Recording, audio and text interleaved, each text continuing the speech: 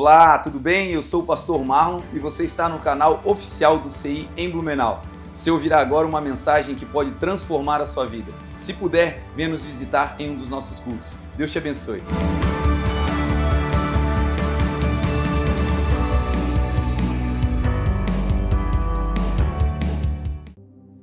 Isaías 9, verso 6, que diz assim a palavra do Senhor: Porque um menino nos nasceu, um filho nos foi dado, e o governo está sobre os seus ombros. Ele será chamado Maravilhoso, Conselheiro, Deus Poderoso, Pai da Eternidade e Príncipe da Paz. Ele estenderá o seu domínio e haverá paz sem fim sobre o trono de Davi e sobre o seu reino, estabelecido e mantido com justiça e retidão, desde agora e para sempre. O zelo do Senhor dos exércitos fará isso. Oremos. Pai, te damos honra, glória e louvor. Te adoramos, Senhor, pela vida do teu Filho Jesus, por tudo, Senhor, que nós temos vivido, por esse tempo tão especial, por essa igreja tão abençoada, por esse ano, Senhor, de tantas conquistas, tantos avanços, por essa expectativa que pulsa no nosso coração, de que coisas novas, boas e inéditas surgirão, porque Tu és Deus em nós e através de nós. Senhor, que essa seja uma noite onde a nossa elevação espiritual seja concreta, que nós possamos ouvir a Tua palavra e ter o nosso entendimento ampliado, que nós possamos ter agora, Senhor, a nossa fé acrescida. Acrescenta a nossa fé, Senhor, para os desafios que virão. Esse ano, Deus, que está terminando há poucos dias, daqui a pouco, Senhor, entraremos em um novo ciclo, mas não queremos deixar esse ano, Senhor, para trás, sem que toda a Tua vontade se estabeleça. Então nós cremos, Senhor, que ainda dá tempo para um perdão ser liberado, ainda dá tempo, Senhor, para uma reconciliação, ainda dá tempo, Senhor, para um renovo, ainda dá tempo para a reconciliação contigo, ainda dá tempo, Senhor, porque Tu és o Pai da eternidade, Tu és aquele que governa o tempo. Então que essa noite seja, Deus, uma noite poderosa, abençoada, uma noite, Deus, de discernimento no Espírito e de crescimento e de elevação espiritual. Muito obrigado, Jesus, por tudo, absolutamente tudo que o Senhor tem feito. Em tudo dai graças, é o que diz a Tua palavra, porque essa é a vontade do Pai para conosco. Então hoje é uma noite de ações de graças ao nascimento do Teu Filho Jesus.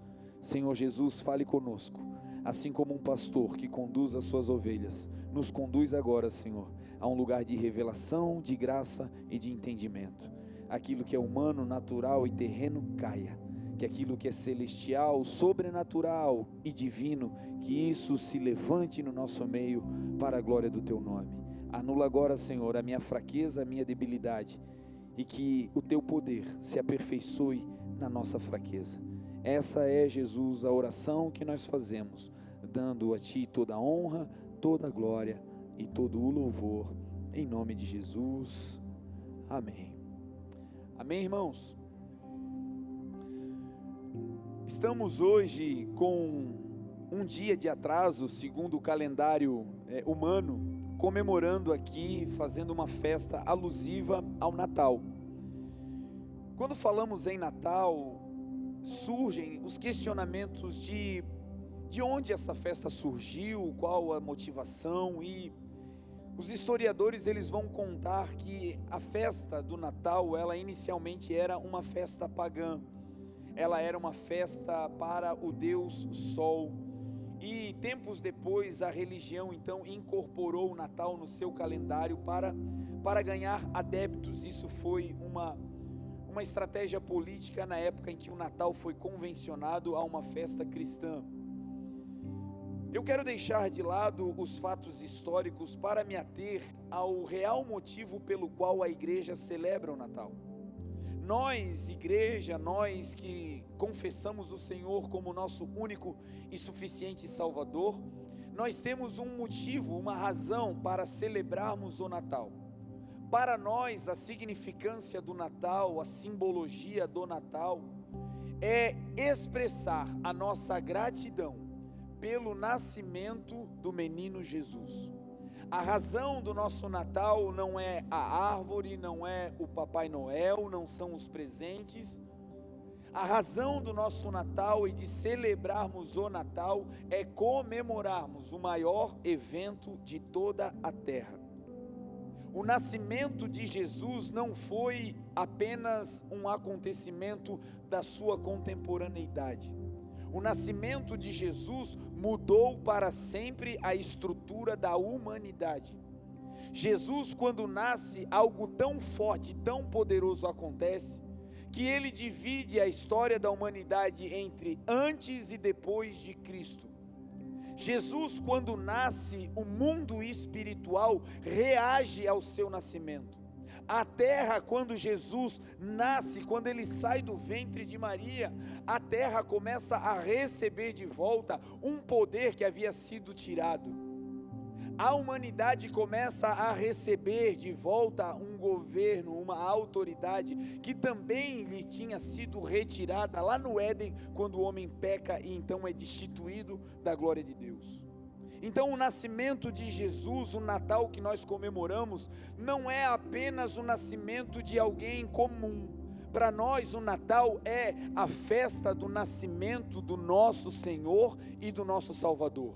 Aquele que mudou a nossa história, aquele que libertou a nossa família, aquele que deu um novo sentido para a nossa vida. Isaías profetizou também dizendo que anteriormente nós andávamos desgarrados como ovelhas, que cada um de nós se desviava pelo seu caminho, mas o Senhor, o Pai, fez cair sobre ele a iniquidade, a maldade de todos nós, e pelas pisaduras de Jesus, hoje nós somos sarados, nós somos livres, nós somos libertos, hoje nós temos vida eterna, porque um menino nos nasceu. Então para nós, gente, o Natal não é apenas o dia 25. Celebrar o Natal para o povo cristão deve ser um ato contínuo de adoração ao Senhor, todos os dias. Ao nos levantarmos, o Senhor deve ser a primícia da nossa oração e do nosso agradecimento.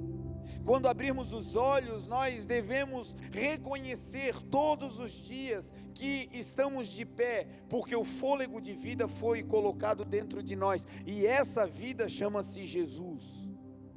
A palavra de Deus diz que Jesus é a resplandecente estrela da manhã. E a própria palavra também diz que as misericórdias do Senhor, elas se renovam a cada manhã. Então a cada manhã existe uma porção nova da misericórdia, da graça e da bondade de Jesus sobre a nossa vida. E nós devemos todos os dias dar graças a Deus, porque um menino nos nasceu. Porque Jesus cresceu e virou na nossa vida uma pedra de ajuda, uma tábua de salvação, a âncora das nossas almas e o bispo das nossas almas, é o que diz a palavra. Então para nós, igreja, esse dia, o 25, é um dia convencional, onde nós celebramos a data do seu nascimento. Mas o dia 26, o dia 27, o dia 28, o 30, o dia 1º de janeiro, todos os dias do ano, todos os dias das nossas vidas, deve ser uma vida de tributo ao Natal de Cristo, ao nascimento do Senhor e Salvador das nossas vidas. Dito isso, sobre o Natal, quando Jesus nasce, um grande evento acontece na terra. Jesus, quando nasce, ele começa a mudar e a resgatar coisas que ao longo da história haviam se perdido. E é sobre isso que hoje nós vamos nos ater, nos aprofundar para pensarmos aqui riquezas poderosas sobre o nascimento de Jesus. O primeiro grande fato sobre o nascimento de Jesus é que quando ele eclodiu, quando ele veio à vida, ele veio para cumprir promessas. A primeira grande dádiva de quando Jesus nasce na vida de alguém é que as promessas feitas por Deus com Jesus e em Jesus começam a se cumprir. Existem coisas, irmãos, que nós faremos de forma natural, Mas existem promessas da parte de Deus que só vão acontecer se Jesus estiver na nossa vida. São coisas que o dinheiro não compra, que a capacidade intelectual não alcança, que a ciência não pode trazer à tona. São coisas que estão no hemisfério espirituais, são coisas que estão em Deus, e Deus o Pai deu para Jesus. A palavra diz que Jesus, Ele é o herdeiro de todas as coisas. Tudo que um dia vai chegar na minha e na sua vida está em Jesus. E esse Jesus, quando nasce, a primeira coisa que Ele faz é cumprir promessas. A primeira delas foi o texto que nós lemos. Isaías, 700 anos antes, profetiza o dia do nascimento de Jesus. Ele vê o dia em que o Senhor Jesus vai nascer, e ele então declara o seu nascimento e quem Jesus seria. E ele começa a dizer que um menino nasceria, um filho nos seria dado, e o seu nome seria chamado de Maravilhoso, Conselheiro, Deus Forte, Pai da Eternidade e Príncipe da Paz, que da extensão do seu governo e dessa paz jamais haveria fim.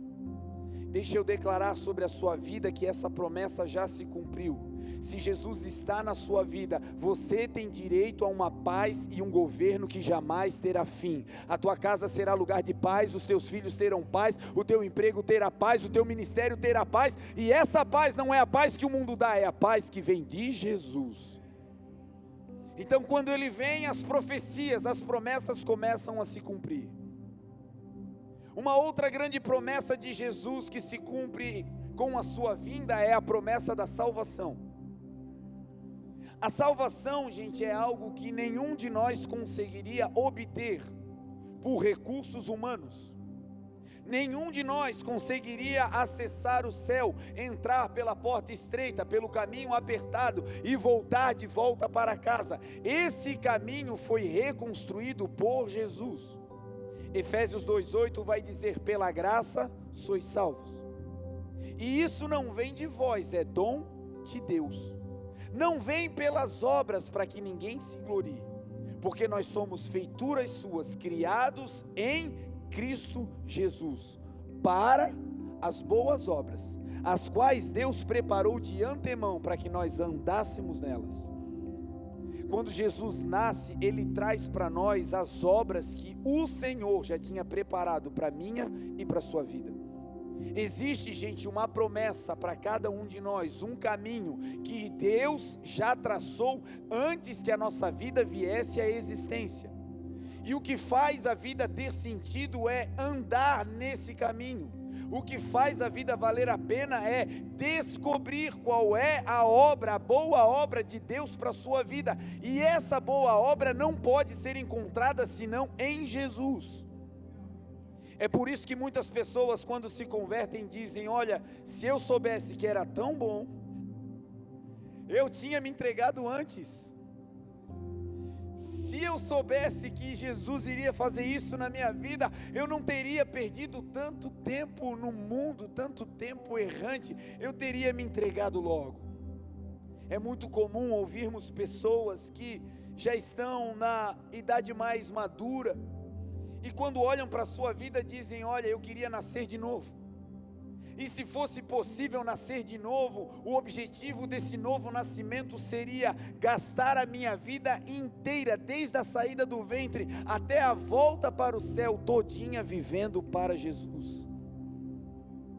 Porque não existe nada melhor, não existe nada igual, como diz a canção, do que viver para Jesus. Do que viver os propósitos e as promessas de Deus que estão em Jesus. Então, quando Jesus vem, Ele torna possível o cumprimento dessas promessas. Em João 15, Jesus vai dizer algo interessante sobre as promessas de Deus. João 15, verso 5, Jesus diz assim: eu sou a videira, e vocês são os ramos. Se vocês permanecerem em mim e eu permanecer em vocês, vocês darão frutos, porque sem mim nada podereis fazer. Olha que frase forte e interessante de Jesus. Ele começa dizendo duas situações clássicas: se vocês estiverem em mim, vocês vão frutificar. E aí, por outro lado, numa antítese do que ele fala primeiro, ele vai dizer: mas sem mim vocês não poderão fazer absolutamente nada. Essa frase é tão forte que merece uma reflexão mais aprofundada. Porque algumas pessoas sem Jesus constroem algumas coisas. Nós, antes de termos Jesus, até construímos uma carreira, família. Nós até construímos algum tipo de edificação histórica ou um legado profissional que foi construído ao longo do tempo. Então, como Jesus diz que sem Ele nada poderemos fazer? O que Ele estava dizendo é que essas obras eternas, essas obras que o Pai preparou de antemão, essas obras que são o propósito de Deus pelo qual nós fomos criados, essas obras, sem Ele nós não podemos fazer. Então é possível construir coisas humanas, naturais, perecíveis. É possível viver uma vida como o Salmo 127, a vida que diz que se Deus não edificar a casa, em vão trabalham os que edificam. Se Deus não guardar a cidade, em vão vigia a sentinela. Inútil vos será, inútil, olha o que o texto diz, é inútil levantar de madrugada, ir dormir tarde, comer pão de dores, é inútil trabalhar, se não tiver Jesus, porque o texto vai dizer que Jesus dá para os seus enquanto eles dormem. Então o texto vai dizer, você até pode construir, mas no final o carro vai estar na garagem, você vai dizer é inútil.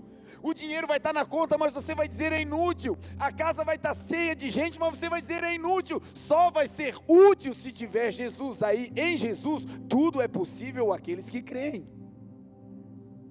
Então quando Jesus diz, sem mim nada podereis fazer, Ele está falando dessas promessas eternas.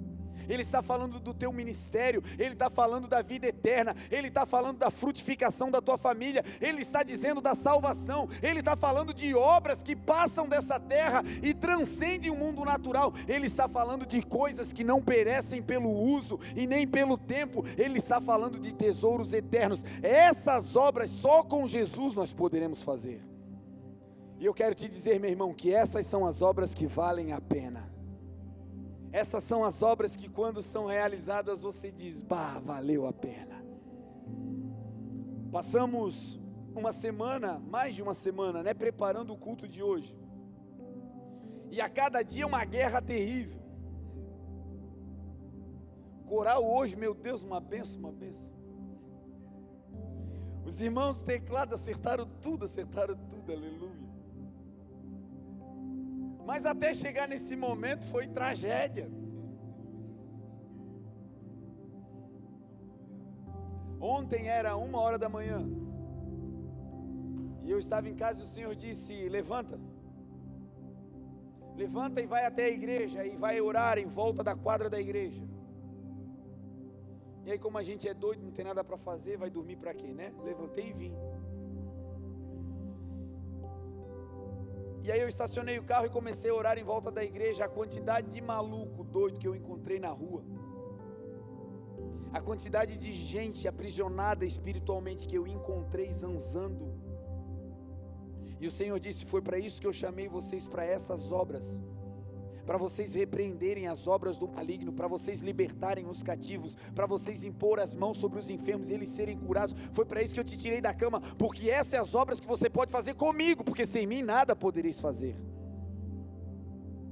Hoje pela manhã abrimos a porta da igreja e, como eu tinha ido dormir bem cedo, lá pelas 3 da manhã, o Senhor disse, levanta, eu quero que você seja um dos primeiros a chegar na igreja. Eu falei, bênção, né, Senhor? E aí chego aqui, sempre tem um irmão metido que chega antes, não deixa a gente cumprir a palavra. Cheguei aqui, já estava o irmão, vocês imaginam quem é, né? Um dos 2 irmãos que sempre chega cedo aí. E aí eu falei, tá tudo certo? Não, tá tudo certo, abre a porta aí. Nós abrimos a porta. Vem uma pessoa atormentada, espiritualmente desequilibrada, possessa. E ali ela vem entrando e em transe, brigando com os demônios na rua. Era literalmente o que ela estava fazendo, dando soco no ar. E quando ela entra na igreja, o Senhor disse, impõe as mãos. E isso que ela carrega será liberto, ela será livre desse mal. E quando ela passou, imediatamente nós fomos, impusemos as mãos, oramos.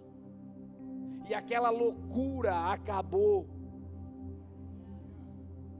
Essas são as obras que o Senhor preparou de antemão. Sem Ele isso não existe.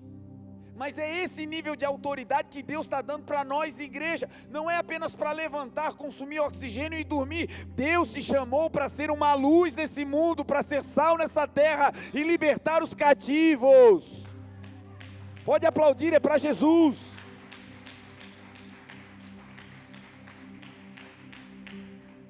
E tudo que nós fizemos, pedindo a Deus, Senhor, os chinelos, Senhor. Senhor, é impossível que a gente não consiga juntar chinelo, meu Deus do céu. E eu olhava para a caixa e digo, meu Deus, o que é isso, Senhor? E aí chegava um chinelo, eu digo, oh glória, é um sinal maravilhoso do Senhor. E aí hoje brotou chinelo, brotou, no final dava para montar uma loja de Havaiana ali atrás. E aí o objetivo, qual era? Era dar chinelo? Não. O objetivo qual era? Era fazer um churrasco apenas para eles? Não. Qual era o objetivo? O objetivo é que ao presentear, nós fizéssemos o que a palavra de Deus diz, os presentes abrem os caminhos diante dos homens. Os presentes abrem a porta para os corações. Os presentes deixam um acesso aberto. Aberto para quem? Para Jesus. E depois a palavra foi ministrada, depois louvores foram ministrados, e na hora do apelo o que aconteceu? Muitos, eu nunca tinha visto uma arredada assim tão grande ali atrás. Muitos colocaram a mão no seu coração e fizeram a oração de confissão dizendo, nós pertencemos a Jesus. Você sabe o que é isso? Esse é o poder da igreja. Essas pessoas não mudaram de religião. Essas pessoas mudaram o seu destino, porque antes estavam indo para um lugar de perdição, mas hoje elas se converteram para a luz e elas vão para o céu. E isso, gente, é a boa obra, essa é a obra que Deus nos chamou, essa é a obra que Jesus disse, em mim, tudo é possível para aqueles que creem. No texto de João 15, Jesus vai dizer, eu sou a videira, e vocês são os ramos. Esse texto, de maneira literal, ele tem pouca profundidade, ele é um texto de fácil absorção, de um conhecimento simplificado de Jesus, para dizer que nós devemos estar nele. Mas de maneira mais aprofundada, Jesus traz aqui pelo menos 3 princípios espirituais poderosos de cumprimentos de promessas de quando ele nasce nessa terra. O primeiro, ele estava dizendo, eu sou a videira e vocês são os ramos, que significa dizer, eu sou a estrutura que vai sustentar vocês. Eu sou aquele que tem autoridade para sustentar a vida de vocês. Hebreus 1 vai dizer que Jesus é aquele que sustenta todas as coisas pela palavra do seu poder. Quando Jesus nasce na vida de alguém, ele se transforma na videira, e aquela pessoa que é o ramo, não é mais um galho solto no mundo, agora ela é enxertada na videira, e a estrutura da videira mantém o ramo. Quando você aceita a Jesus, e Jesus nasce na sua vida, a primeira grande obra é, Ele te salva, e depois, Ele vai te dar uma estrutura que vai te manter.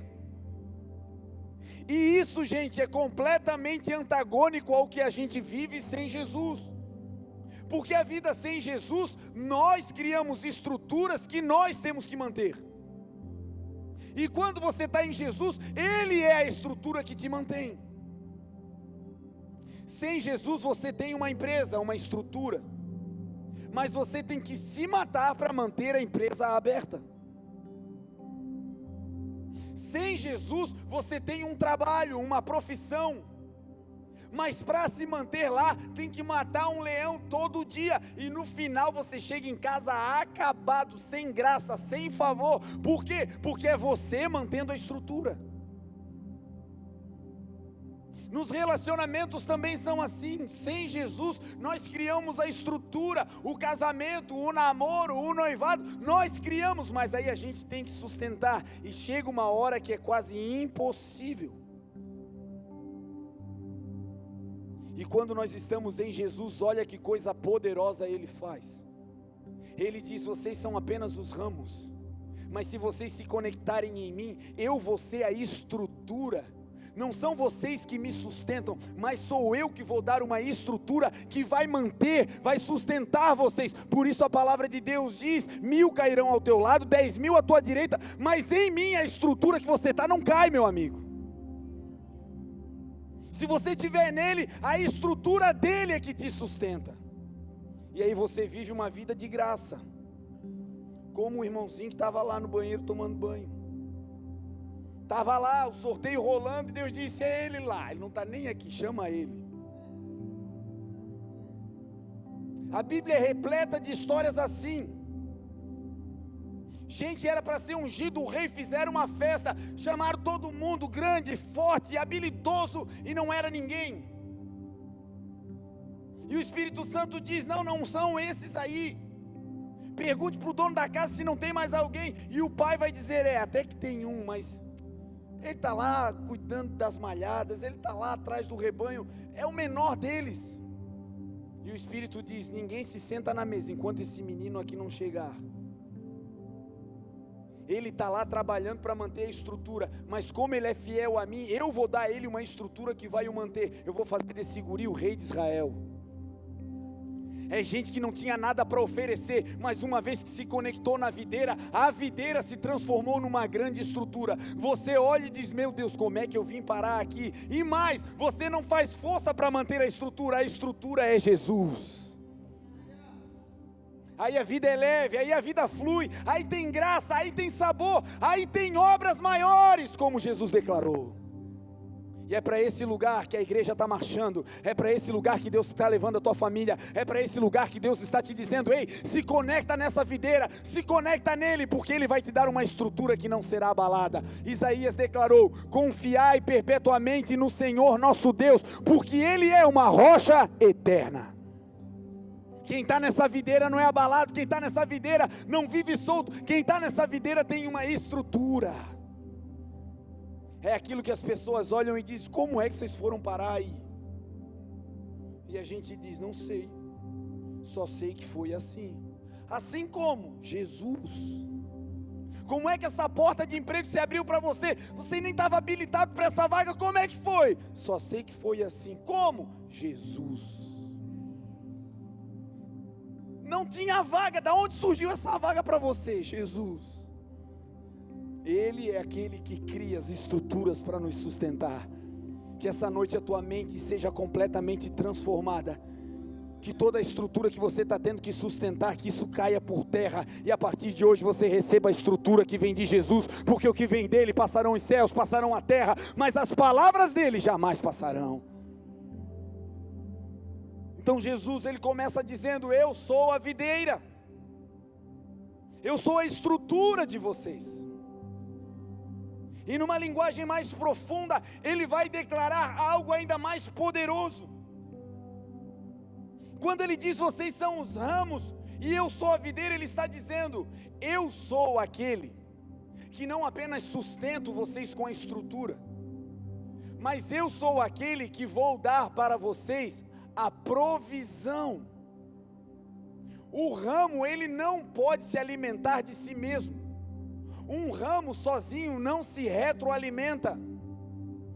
O que alimenta o ramo são as seivas que passam pela videira e são colocadas no ramo. A estrutura do ramo é solidificada na videira, mas o que faz o ramo ter vida é a seiva, é a energia, é o alimento que vem da videira. E aqui está um grande problema da nossa geração. Gente que vive faminta. Gente que conhece ao Senhor, mas vive com fome. E aí tenta matar a sua fome na internet, aí tenta matar a sua fome em todo tipo de atrativo natural. mas no final continua com um buraco do tamanho de Jesus na sua alma. E o Senhor está dizendo: se você se conectar em mim, a seiva que eu produzo vai te alimentar. Em Mateus 6, verso 15, por aí, um pouquinho antes, verso 5, se não me engano, Jesus começa a falar para os seus discípulos, e ele começa a dizer que eles estavam preocupados com a sua vida natural. Eles estavam preocupados com o corpo, eles estavam preocupados com roupas, com comidas, eles estavam preocupados com o seu sustento. E aí Jesus vai dizer: por que vocês estão preocupados com a vida de vocês, quanto ao que comer e quanto ao que beber? Por que vocês estão preocupados quanto ao corpo de vocês, quanto ao que vestir? Não é a vida mais importante do que o alimento? E não é o corpo mais importante do que as vestimentas? Olhem para as aves dos céus, percebam como elas não semeiam, não colhem, nem ajuntam em celeiros, mas o Pai Celestial as alimenta. Jesus estava dizendo: o alimento de quem está em mim não vem da sua própria vida, o alimento de quem está em mim vem de mim. Eu sou a videira que alimenta os ramos. E ele vai continuar dizendo: se vocês estão preocupados com o corpo, olhem agora para os lírios dos campos. Percebam que eles não trabalham, eles não tecem, eles não fiam, eles não confeccionam roupas. Mas eu digo a vocês que nem mesmo Salomão, em toda a sua glória, se vestiu como um deles. Se Deus, disse Jesus, assim veste a erva do campo, que hoje floresce e amanhã é cortada e lançada no fogo, quanto mais Deus não vai cuidar de vocês, homens de pequena fé. Olha que ensino poderoso, Jesus dizendo: o que vai te alimentar não vem de você, o que vai te alimentar verdadeiramente vem da videira, vem de Jesus. É por isso que nós podemos ter dinheiro, mas se não tivermos o pão vivo que desceu do céu, ficamos com fome. É por isso que nós podemos estar no meio de multidões, os holofotes virados para nós, mas sem a seiva que vem da videira, nós permanecemos com fome. Observe a vida dos discípulos. Certa vez eles decidiram voltar a pescar, e quando eles estavam nessa volta para a pesca, Jesus aparece de manhã na praia. Deixou eles pescarem a noite toda, e de manhã Jesus aparece. E quando Jesus aparece, ele faz uma pergunta, ele diz: filhinhos, vocês têm algo para comer? É interessante que Jesus não pergunta: vocês pescaram alguma coisa? Jesus não pergunta: vocês pegaram algum peixe? Não, Jesus estava perguntando o seguinte: vocês estão com fome? Porque anteriormente Jesus disse: todo aquele que vier até mim, se conectar em mim, jamais terá fome. Todo aquele que crê em mim, jamais terá sede. E ao perguntar: vocês têm algo para comer? A resposta foi: não, nós não temos. E era óbvio que eles não teriam, porque eles estavam no barco e Jesus estava na praia. Eles estavam desconectados da videira, e sem a conexão tem fome. Eu quero declarar sobre a sua vida: você terá uma vida abundante, não terá mais sede, não terá mais fome, porque tudo que você precisar vai vir da videira. Ele vai te alimentar, Ele vai te saciar, Ele vai botar em você tudo que você precisa para a glória de Deus. Aleluia! Aleluia! E aí eles estão lá e eles respondem: não, nós não temos. E aí Jesus diz: então lancem a rede do lado direito. Como quem diz: vocês estão fazendo as coisas do lado errado, façam direito. E fazer direito é o que? Obedeçam a minha palavra. Lancem a rede do lado direito. E eles lançam. 153 grandes peixes são apanhados. O texto diz que João olha para Pedro e vai dizer: Pedro, é o Senhor. Jesus está na praia. Pedro, quando escuta aquela palavra, ele se lança na água e vai na direção de Jesus. Mas o grande final triunfal dessa história é que quando eles chegam, o texto diz que Jesus tem pães e peixes na brasa. Jesus não precisou dos peixes que eles estavam trazendo. Jesus não precisou da ajuda dos homens para alimentar aqueles homens, porque ele estava dizendo: fica em mim e eu sou a videira, eu vou te sustentar, eu vou te alimentar. Toda área que você está passando uma necessidade, em nome de Jesus, corre para Ele, pula para Ele, vai para mais perto dEle, se conecta nele, se liga a Ele, e a seiva vai começar a fluir. E te prepara, daqui a pouco essa área seca será uma área de frutificação para a glória de Deus. Jesus, ao dizer eu sou a videira e vocês os ramos, ele estava dizendo: eu sou a estrutura de vocês, e eu também sou aquele que alimento vocês. Eu sou aquele que vou dar capacidade para vocês andarem e terem nutrientes para viver a vida que eu tenho preparado para vocês. E por fim, nessa análise de João 15, quando ele diz eu sou a videira e vocês os ramos, ele se aprofunda ainda mais, e o que ele está dizendo é: se vocês não estiverem em mim, se vocês ramos não estiverem em mim, vocês não terão capacidade de fixação, porque um ramo não tem raiz, quem tem raiz é a videira. E aqui nós entramos em um certame, em um ambiente, aonde a nossa geração tem perecido demais. Falta de raízes, incapacidade de se fixar. Jesus estava dizendo de maneira clara: se vocês não se conectarem em mim, vocês não terão capacidade de fixação. O que é isso, pastor? É gente que não consegue se fixar em emprego algum. Começa hoje, sai amanhã, vai para um lugar, faz entrevista, não entra, vai para o outro, aqui não dá, lá não dá, lá não dá. Por que não dá? Não tem raiz. Porque se tiver Jesus vai suportar a cara feia, se tiver Jesus vai suportar os maltratos, se tiver Jesus vai suportar o salário ruim, se tiver Jesus tem raiz.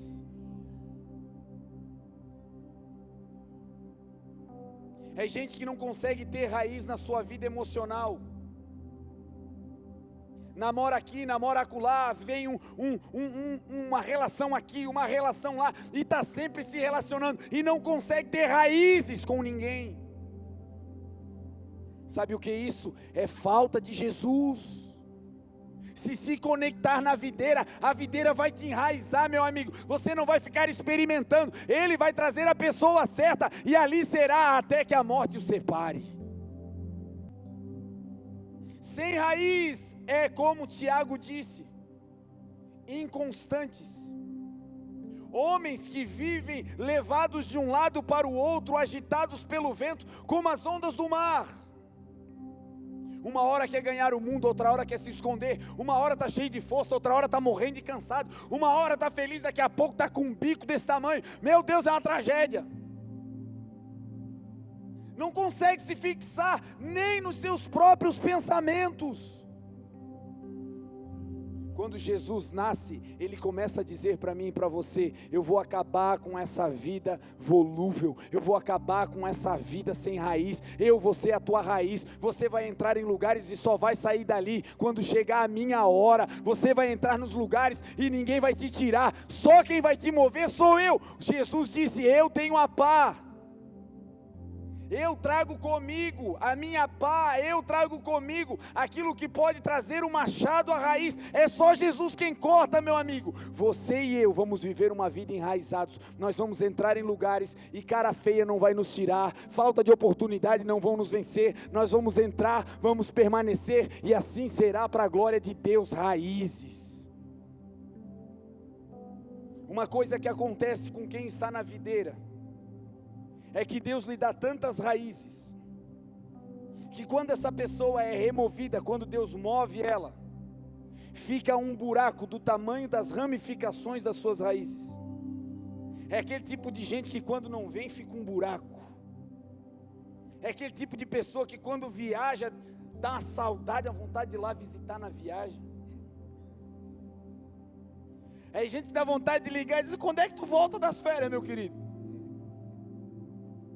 É gente que quando vai embora, deixa um buraco no coração das pessoas. Não é algo ruim, mas é uma saudade boa, porque era gente que tinha raiz, conexões, era gente ramificada, era gente com Deus. Que eu e você sejamos esse povo cheio de raízes para a glória de Deus. Que quem vai nos mover de um lado para o outro é só o nosso Senhor e o nosso Salvador. Nós vamos andar debaixo de propósito, nós não vamos mais andar debaixo de oportunidades, nós não vamos mais andar debaixo de sistemas humanos, não, nós vamos andar debaixo de uma palavra. Tem palavra, tem Jesus, se tem Jesus eu vou, e aí Ele me arranca com raiz e tudo para me plantar em outro lugar. E aí Deus pode te plantar no deserto, lá Ele faz brotar água da rocha para te alimentar. Salmo 1: bendito o varão que não anda segundo o conselho dos ímpios, não se detém no caminho dos pecadores, não se assenta na roda dos escarnecedores, antes tem o seu prazer na lei do Senhor, e nela medita de dia e de noite, pois será como árvore plantada, enraizada, junto ao ribeiro das águas, a qual vai dar fruto, diz a palavra, na estação própria, no tempo próprio você vai frutificar, se você estiver enraizado na ribeiro das águas, aonde está a palavra, nesse lugar você vai dar fruto, as suas folhas não caem, diz a palavra, e tudo quanto fizer, prosperará. Não vai acabar esse ano sem Deus virar uma chave na tua vida, sem Deus abrir uma grande porta, sem Deus te dar uma surpresa extraordinária. Se firma em Deus. Como é que isso tudo acontece? Porque um menino nos nasceu. Porque ele veio como um menino, mas foi crescendo e hoje é uma videira poderosa. Veio simples, humilde, era o rei da glória, mas hoje é uma videira tão forte, que pode sustentar a humanidade inteira, sem deixar um galinho sequer cair na terra, porque o menino nos nasceu, nós temos o sustento. Ele disse: eu sou o pão vivo que desceu do céu. Foi ele mesmo quem disse: nem só de pão humano viverá o homem, mas de toda a palavra que sai, que procede da boca do Pai. Ele disse: aquele que tiver sede, venha a mim e beba da água da vida. Aquele que tiver fome, venha a mim e compre sem dinheiro, se alimentem, se abasteçam de mim.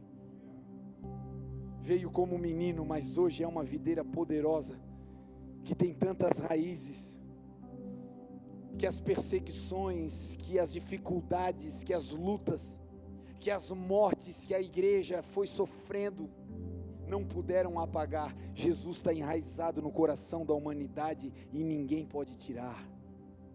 Essas são as raízes que hoje o Senhor está dizendo: eu quero dar isso para você ter conexões lá no teu ambiente de trabalho, lá na faculdade, para você deixar de ser uma ilha, mas se transformar em uma videira frondosa, um ramo que vai dar frutos, onde as pessoas vão olhar, não é um galho seco, mas é onde tem folhas, mas também tem frutos, e frutos para a glória de Deus. Promessas, gente, promessas que Jesus fez e estabeleceu, que com o seu nascimento, quando Ele vem, essas promessas começam a se cumprir. E para finalizarmos a noite de hoje falando sobre o nascimento de Jesus, Isaías, no verso 7, ele vai começar a dizer, no capítulo 7, no verso 14, por ali ele vai começar a liberar uma outra profecia sobre Jesus. Uma profecia anterior a essa que nós lemos, que fala do nascimento. Essa profecia vai falar sobre a gravidez de Maria. Isaías vai dizer: Deus dará a vocês um sinal, e o sinal será que a virgem ficará grávida, e ela dará à luz a um filho, e o seu nome será Emanuel, que significa Deus conosco. Quando esse menino nascer, ele vai ser um Deus presente, não um Deus parado em uma parede, não um Deus em uma imagem, não um Deus distante, não. Quando esse menino nascer, ele vai ser Deus presente na vida de vocês. Um Deus companheiro que quando você levanta você pode conversar com Ele. Um Deus que quando você sai do culto, Ele entra com você no teu carro, Ele vai com você na estrada de bicicleta, Ele vai andando com você dentro do Uber, aonde você entrar, Ele é Emanuel, Ele é Deus contigo. E a promessa que se cumpriu quando Maria engravidou,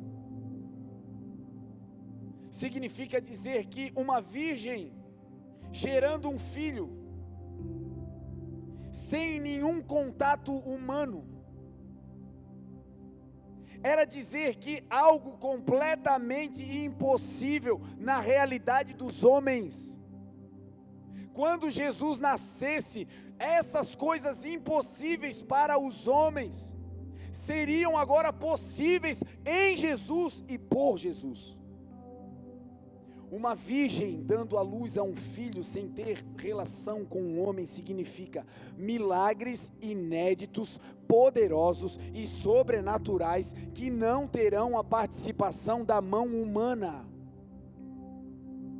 Talvez você carrega uma dificuldade que a medicina, que os psiquiatras, que os psicólogos, que gente da terra não consegue mais resolver. Eu quero te dizer, um menino poderoso nos nasceu, e ele nasceu sem ajuda humana, por isso ele tem poder para realizar milagres sem ajuda do homem hoje, agora. Ele tem poder para arrancar nódulos agora, Ele tem poder para trazer liberdade a cativos agora, Ele tem poder para curar de câncer agora, Ele tem poder para fazer algo inédito agora. Ele é Deus, Ele é Deus, Ele é Deus.